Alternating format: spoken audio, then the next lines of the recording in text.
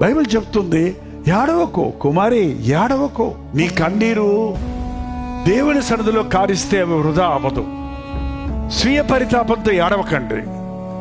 ఎవరో ఏదో అన్నారని ఉడుకుపోతానంత ఏడవకండి. ఏదో నీకు మాత్రమే బాధ కలిగిందని తలంచుకొని కుమిలి ఏడవకండి.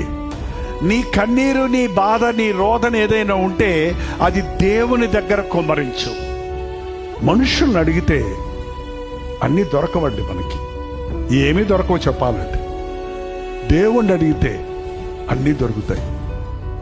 నేను నేర్చుకుంది ఒకటే, నా హృదయాన్ని ప్రభుకి ఇచ్చినప్పటి నుండి నేను ఎవరిని ఏమీ అడగను. ఈ యేసయ్య దగ్గర అడిగితే ఇంతవరకు ఏ రోజు కూడా ఆయన కాదనలేదు.